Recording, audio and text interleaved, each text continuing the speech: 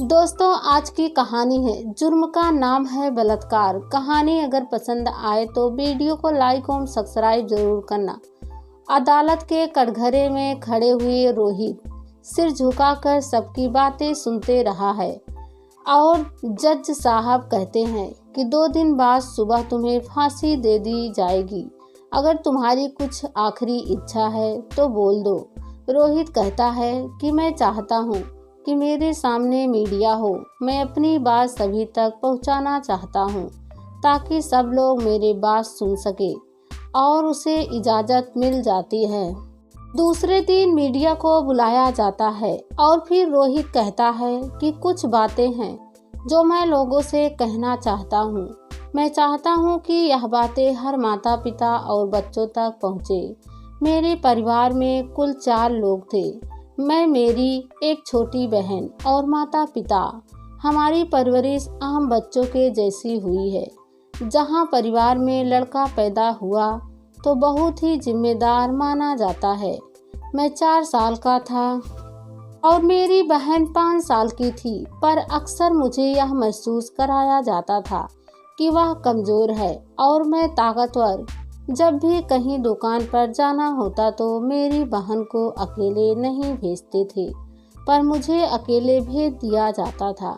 इससे मुझे लगता था कि मेरी बहन एक कमज़ोर है क्योंकि वे एक लड़की है। बड़े होने के बाद भी उसे कहीं जाना होता तो उसके कपड़ों पर अक्सर बहुत ध्यान दिया जाता था, जैसे कि कपड़े छोटे ना हो, दुपट्टा लिया है या नहीं इत्यादि। इसलिए मुझे लगता था कि लड़कियों को इस तरह के कपड़े नहीं पहनने चाहिए, क्योंकि मेरी माँ कहती थी कि लड़कियों का चरित्र उनके कपड़ों से जुड़ा होता है।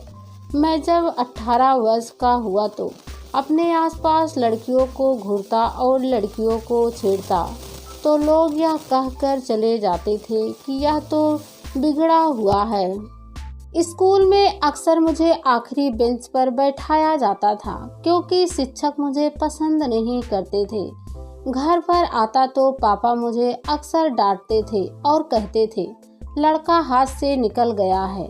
बस इन्हीं माहौल में मैं पला बड़ा था और जब मैं बड़ा हुआ तो मुझे लगता था कि मैं सही हूँ। मैंने कभी खुद को गलत समझा ही नहीं। मुझे कभी महसूस ही नहीं हुआ कि मैं जो कर रहा हूँ वह गलत है। छोटी छोटी गलतियाँ करते करते मैंने एक बहुत बड़ा जुर्म कर डाला जिसकी इस दुनिया में कोई माफ़ी नहीं है, और उस जुर्म का नाम है बलात्कार। हाँ, मैंने एक नाबालिग लड़की का बलात्कार किया है। पता नहीं कैसे मैं इस रास्ते पर चल पड़ा। जब मैं उम्र के साथ बड़ा हुआ तो मेरे अंदर लड़कियों के प्रति एक अलग सी चाहत बढ़ने लगी। मैं अक्सर मोबाइल पर सेक्स के गंदे गंदे वीडियो देखने लगा था। वीडियो को देखकर एक अलग सी उत्तेजना शरीर में होती थी। एक दिन उत्तेजित होकर मैंने मेरे पड़ोस की 15 साल की लड़की रूहानी को बहला फुसलाकर अपने साथ एक खंडहर में ले गया और उसे जबरदस्ती उसका बलात्कार कर डाला। मैंने जो किया है उसकी सज़ा मुझे मिल चुकी है, जो कि फांसी है, और आप सभी को पता है। मैं आज सब कुछ इसलिए कह रहा हूँ क्योंकि मुझे अब यह एहसास हुआ है कि मैंने बहुत बड़ा पाप किया है। अगर मुझे एहसास पहले होता तो ऐसा ना होता।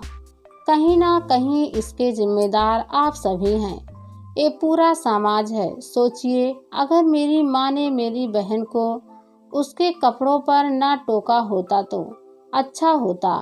मेरी माँ ने मुझे कम उम्र में ताकतवर ना बनाया होता तो अच्छा होता। अगर उन्होंने लड़के और लड़की को एक समान अधिकार या हक जताया होता तो अच्छा होता। मेरी टीचर ने मुझे आखिरी बेंच पर बैठाने से पहले अगर मुझे मेरी गलतियां बताई होती तो अच्छा होता।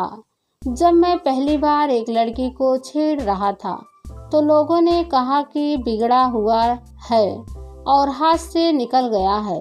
अगर उन्होंने मुझे उस वक्त रोका होता कि बेटा ऐसा करना सही नहीं है मुझे सही और गलत का फर्क बताया होता तो अच्छा होता। लड़कियों का कपड़ा छोटा होना और चरित्रहीन होना एक है। अगर मुझे इसमें फर्क बताया गया होता तो अच्छा होता। ये सारी छोटी छोटी बातें मुझे अगर उम्र रहते समझाया गया होता तो अच्छा होता। मेरी हर माता पिता से विनती है कि आप अपने बच्चों को समान अधिकार दें। लड़कियों को उनके कपड़ों से ना तोलें। बच्चों को बताओ क्या सही है और क्या गलत है। उम्र के चलते लड़कों में और लड़कियों में दोनों में कुछ बदलाव होता है, चाहे वह आंतरिक हो या शारीरिक, पर बदलाव हर किसी में होता है। उन्हें सेक्स एजुकेशन देना भी बहुत ज़रूरी है, क्योंकि बच्चों को जब उस चीज़ के बारे में जानकारी होगी तो वैसे ही बर्ताव करेंगे। उम्र के इस मोड़ पर उन्हें सही जानकारी होना या एक जानकारी देने वाले की ज़रूरत है। मैं नहीं चाहता कि मैं आज जिस मोड़ पर हूँ उस पर कोई और हो। मैं चाहता हूँ मेरी सज़ा लोगों के लिए एक सबक हो। मुझे खुशी है कि मुझे फांसी दी गई है, क्योंकि यह मेरे गुनाहों का प्रायश्चित होगा। बस इससे ज़्यादा मैं कुछ नहीं कहना चाहता। यह कहकर रोहित वहाँ से चला जाता है और दूसरे दिन सुबह उसे फांसी दे दी जाती है। देखा जाए तो रोहित ने बहुत बड़ी बात कही है कि बच्चों की परवरिश ही उन्हें सही रास्ता दिखाती है। फिर वह लड़का हो या लड़की, माँ बाप होने के नाते हमारा फर्ज है कि हम उन्हें देश का अच्छा नागरिक बनाए, जिन पर सभी को गर्व हो। याद रखें, बच्चे पैदा तो सभी करते हैं, पर परवरिश सिर्फ कुछ माँ बाप ही कर पाते हैं।